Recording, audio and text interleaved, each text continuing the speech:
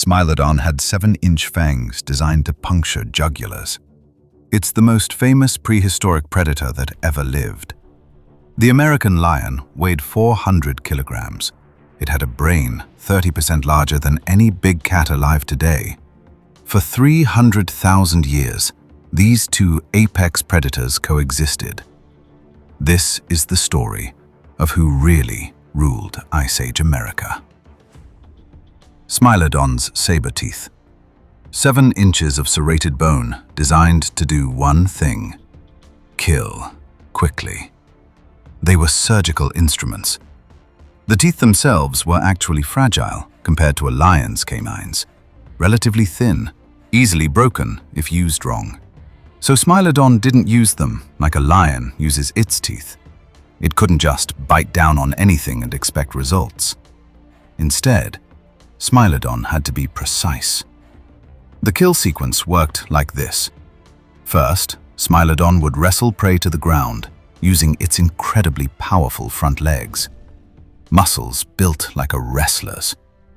Once the animal was pinned, Smilodon would open its jaw to an astonishing 120 degrees, twice as wide as any modern cat. Then, one surgical strike to the throat. Those sabers would slice through jugular and windpipe simultaneously. The prey would bleed out in seconds, maybe a minute at most. It was elegant. It was efficient. It was a technique refined over millions of years. But it had a massive weakness. Smilodon had to get it right the first time. If the prey moved at the wrong moment, those thin sabers could snap against bone. If the angle was off, the puncture wouldn't hit anything vital. Smilodon couldn't afford to have extended fights. It couldn't bite and hold like a lion does. It couldn't crush windpipes through brute force. It was an ambush specialist, a one-strike assassin. And that strategy only works in specific conditions. Now look at the American lion. No sabers, no specialized killing teeth, just standard big cat equipment, but scaled up to ridiculous proportions. The jaw could crush bone. The teeth could grip and hold indefinitely. The bite force exceeded any living cat by a significant margin. But the real weapon wasn't in the mouth. The American lion's brain was 30% larger than any big cat alive today. That's not just bigger for its body size. That's absolutely larger. More neural tissue, more processing power. What does a predator do with all that extra brain? It strategizes. Smilodon had specialized tools for a specialized job. The American lion had a generalist toolkit and the intelligence to use it in any situation. Wrestling prey to the ground? It could do that. Chasing prey across open grassland? It could do that too. Coordinating with a pride to take down something 10 times its size? Absolutely. The American lion didn't need a gimmick. It didn't need 7-inch teeth. It had something better. Options. Here's the key to understanding how two apex predators shared North America for 300,000 years without destroying each other. They didn't really share it. They divided it. Smilodon was a forest edge specialist. It needed cover. It needed terrain where ambush tactics made sense. You can't sneak up on something in open grassland when you're a 300-kilogram cat. Your prey sees you coming from a kilometer away. But in broken woodland, in scrubby terrain with rocks and trees and shadows, Smilodon was invisible until it was too late. Smilodon's entire body was built for short, explosive ambushes, massive front legs for grappling, relatively short legs for its size, a compact wrestler's build. This was not a pursuit predator. This was a trap waiting to spring, and in the forests and woodland edges of Ice Age America, that trap worked beautifully. Tapirs, forest bison, camels that wandered into the trees, anything that needed cover found Smilodon waiting in that same cover. The American lion was built for a completely different world. Look at those legs, proportionally longer than any modern lion, built for covering ground. The American Lion could chase. It could pursue prey across kilometers of open terrain. And on the vast grasslands that covered most of Ice Age North America, that ability was everything. This is where the megafauna lived. The mammoth herds, the giant bison, the horses. Open country meant open season for the American lion. So the answer to how they coexisted is actually simple. They built different kingdoms. Smilodon ruled the edges, the transitions, the places where forest met grassland. The American lion ruled the open, the endless, the places where you could see for miles and speed determined everything. When their territories overlapped, and they did overlap, they generally avoided each other. Not because of some peaceful agreement, because fighting wasn't worth it. A fight between Smilodon and American lion would be catastrophic for both. Smilodon sabers could inflict lethal wounds. One good strike and the American lion bleeds out within hours. But the American lion's size advantage was overwhelming. In any extended fight, those extra 100 kilograms would matter. Neither could guarantee victory. Both could guarantee injury. And in the Ice Age, injury meant death. No antibiotics, no recovery time. An infected wound killed just as certainly as teeth did. So they maintained an uneasy truce, not out of respect, out of math. Everything we know about this rivalry comes from one place, the Brea Tar Pits in Los Angeles.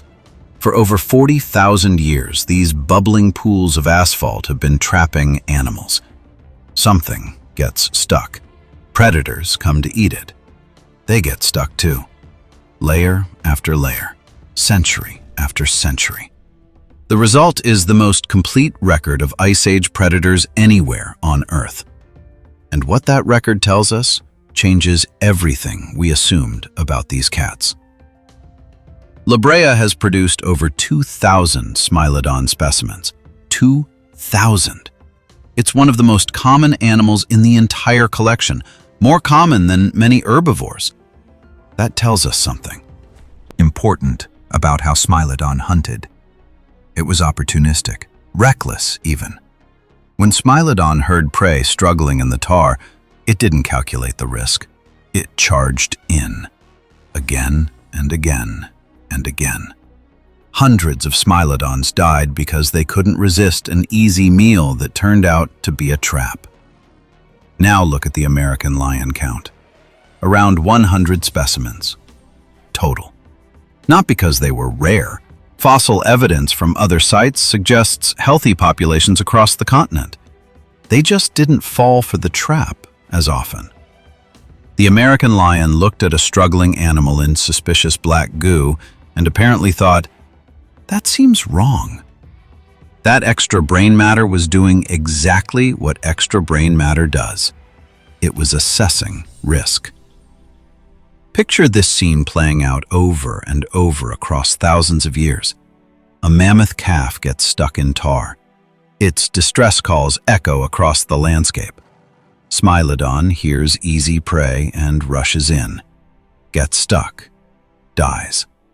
American lion hears the same calls, watches from a distance, and thinks, "Not worth it." Then goes and finds prey that isn't surrounded by black death. This is the difference between a specialized killer and an intelligent predator. Smilodon had one very good move, and it ran that move until the move killed it. The American lion had the ability to say no. The bones tell another story too. Smilodon specimens show high rates of serious injury. Broken sabers, crushed vertebrae, shattered legs. This was an animal that got into violent altercations constantly. Its hunting style demanded close contact with dangerous prey. Every hunt was a gamble. American lion specimens show fewer injuries overall. When they do show damage, it's often healed, suggesting the animal survived long after the incident. The American lion picked its fights more carefully, and when things went wrong, it had the strength and intelligence to survive anyway. So let's answer the question: who really ruled Ice Age America? The honest answer is, it depends what you mean by ruled. If you mean fame, recognition, cultural impact, Smilodon wins, and it's not close. Those saber teeth are iconic. Every museum has one. Every child knows what a saber-toothed tiger looks like. Smilodon won the marketing war by a landslide. But if you mean ecological dominance, the ability to thrive in more environments, hunt more prey types, survive more challenges, the American lion has a stronger case. It wasn't locked into one hunting strategy. It wasn't dependent on one type of terrain. It could chase or ambush, hunt alone or in groups, take down the biggest prey on the continent or settle for smaller meals when times were hard. Flexibility was its superpower. And here's the thing that matters most.